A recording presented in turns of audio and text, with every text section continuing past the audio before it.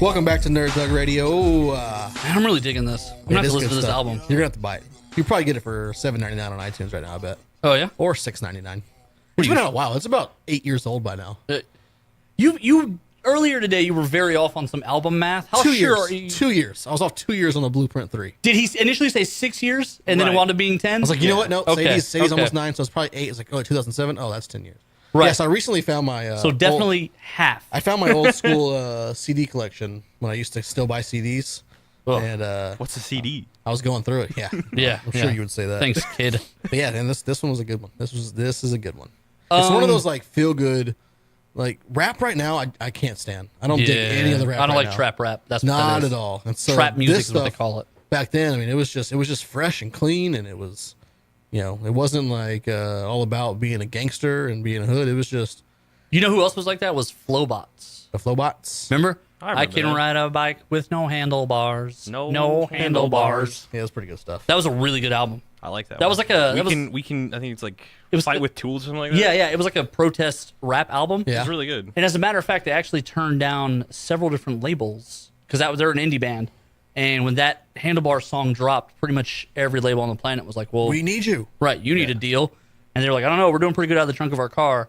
And they eventually did sign a deal, but it was like a one album release only. They get most of the profits type deal. So they came out pretty good. When B.O.B. hit pretty hard, and who else was going good back then? Wiz Khalifa, even though I don't like him. I love Wiz Khalifa.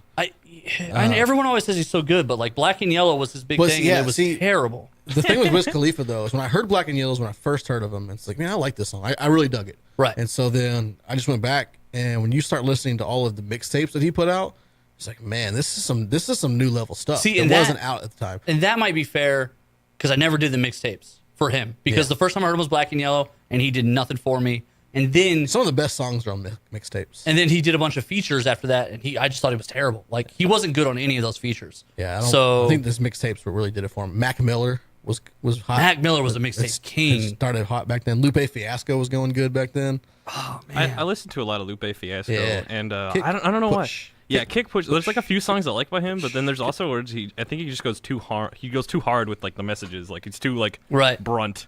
Yeah, there was one when Lasers. It was like it was another. He did a Skylar Grey sample. Yeah, and like it just wasn't. It was very political. It was super political, but I also not only was it political, I felt like it was like radically political. Like I couldn't agree with what he was saying. Even I was like, where are you getting your information? You I don't know need about some this guy. subtlety, I think, when you're trying to go political. About this guy. Right, if you want to go political, that's fine. Just do it well. Do it well. Don't say something so crazy that someone actually stops the tape and go, wait, is that?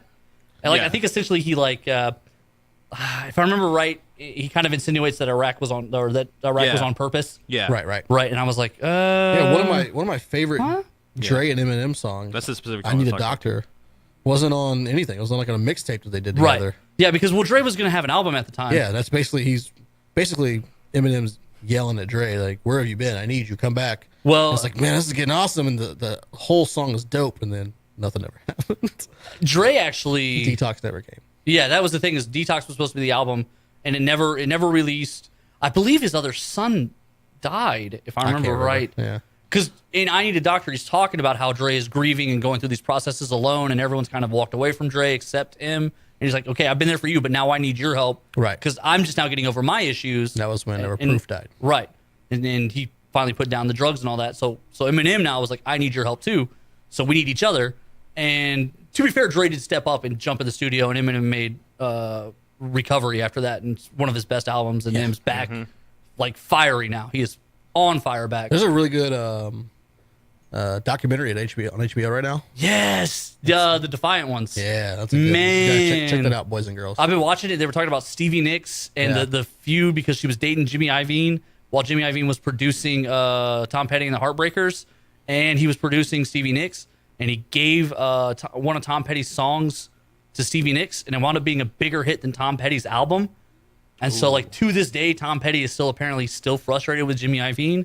And then something about Dre worked on one of Nirvana's albums or something like that. Did you see that part? I thought he was going to. I didn't see that he did. I don't know. But I didn't get to watch it. I saw haven't seen all of it yet. They like foreshadowed it, and I was like, what? I haven't seen all of it yet. But anyway, you're right. That's a really interesting documentary. Speaking of documentaries, this has nothing to do with that. So there's been a lot of crazy stuff going on with Ben Affleck as Batman. He's been all over the media, Right, lately. and so he signed on, and things were going to go good, and he was going to write and direct a Batman solo film, and then he's like, "Oh, I'm going to do this," and then all of a sudden, like early in the year, he kind of pulled out and said, "I still want to be Batman, but I don't want to direct it," so he left the director's chair open. Right, and then people were speculating, "Oh man, this guy after Justice League, he's going to bounce out. They might have to recast Batman," which I don't think is the case. Who knows what's going on with this guy? He's got his own stuff. But they got a new director, right? And so Matt Reeves. Right. And he's the guy that's been doing, he just did the last Planet of the Apes movie, which is supposedly it's amazing. insanely good. But I haven't watched any of these monkey movies. I've seen the first one with... I've seen both of them. I saw the James Franco one. Yeah. And I the didn't... greatest one. And I didn't like it. James Franco's in it. I didn't like it at all. So by the end of it, when they're set up now and they're like, oh, the next one's going to be crazy, I was like, this one was supposed to be crazy. I'm halfway through the second one. But anyways... Reeves has basically come in and said, I liked him. They're good. Reeves has come in and said, I'm scrapping Ben Affleck's script. It's going to be, I'm redoing all of it. He's like, I got visions. I got visions for a trilogy, but I got to hammer out the first one. I got to nail that down. Now, he hasn't released any info because he's been on press tours for the Planet of the Apes. Right. But it's pretty much like Ben Affleck's script, because Ben Affleck was writing a script with Jeff Johns. Right. And that's basically out, and Reeves going to do it himself. So with that being said, like Batman's all up in the air. What story do you think they could tell with Batman they haven't told already that would work well in this universe that they got going on? Like, any ideas? Okay, so here's two issues. First of all, I think this whole thing's been really poorly handled. I think partly that's Ben Affleck's fault. The entire, well, yeah, yes. But specifically this, Wonder Woman. I don't want to keep jumping on DC makes terrible movies. They make a lot of money, and Wonder Woman was amazing. Yeah. I'm going to now give them... Wonder Woman is a fluke. No, I'm now going to say... I hope not. I'm going to pause that. I'm going to say we're pausing that. Right now, Nerd Thug Radio, pausing terrible DC movies. Right. We're going to wait and see what the next one does, and that'll be the new trend. It's Justice League. Right.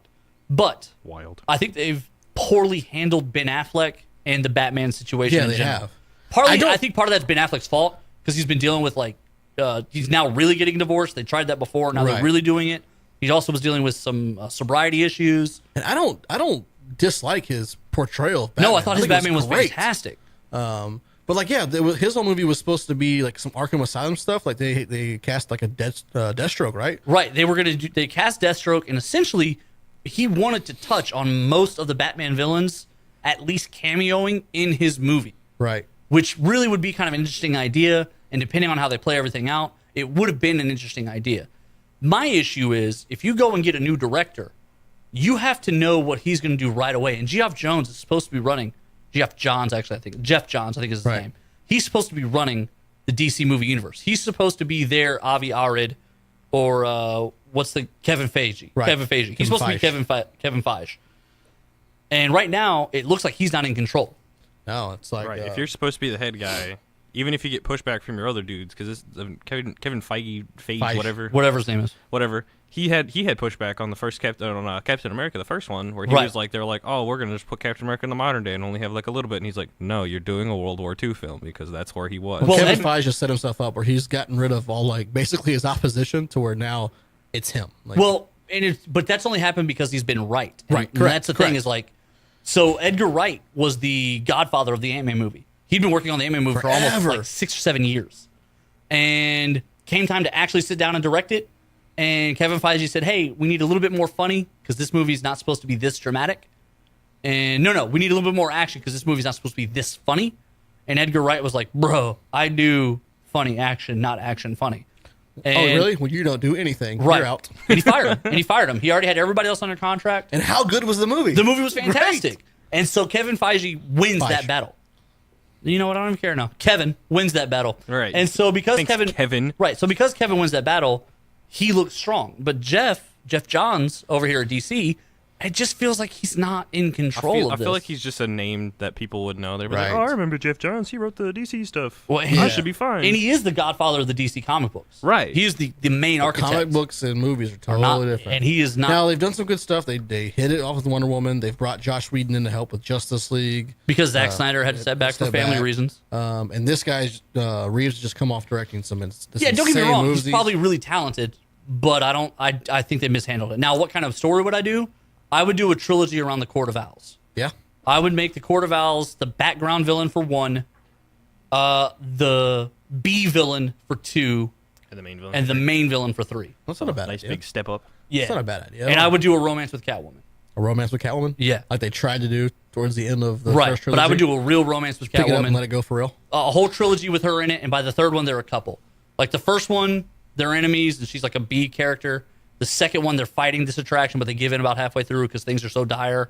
And the third one, they're together. And I would also do Damian Wayne. Yeah, that would be good if they introduced that aspect to it. And maybe some Ra's al Ghul action. No, I wouldn't do Ra's al Ghul, but I would do Damian Wayne, and I would just have them explain like 10 minutes in, League of Assassins, Talia Ghul, Night of Passion. Why you laughing? Damian Wayne.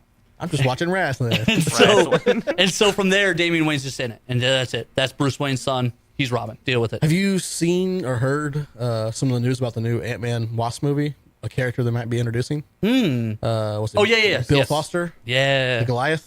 I also Agent Jimmy Woo. How excited was I? I texted You were pumped. I love me some Jimmy Woo. But Jimmy Woo, they've cast him too. Yeah, and it's the dude from it's gonna be a funny movie. He's It's the dude from that Asian ABC comedy. Fresh Off the Boat. Fresh Off the Boat. Yeah, he's playing Jimmy Woo. He's the dad. I love Jimmy Woo. Oh, that's great. Yeah, it's gonna be a funny movie because he's a funny guy. Yeah, he is a super funny guy. I And didn't Paul know- Rudd's hilarious. I didn't know Bill Foster's gonna be in Yeah, it. That's gonna be a big teased deal. that they teased that they've cast this guy, and I guess part of the character description that it's going to be Bill Foster. So for those who don't know, Bill Foster. So there's been a bunch of people who've been Giant Man or Goliath, who's just a giant version of Ant-Man. Hank Pym can go small or big. Right. This is Bill Foster was like the fourth guy to be Goliath, and pretty much the biggest distinction is that he's black, but he's also another super scientist type. Right. So I'm just excited that they're actually going to do another hero. I think Yeah, that's it's cool. going to be great. With that, though, we got to jump out to a break. When we come back, we're going to get into our weekly top 3. Thank you for listening. Stay right with us. Don't go anywhere. Nerd Thug Radio. # talking nerdy to you.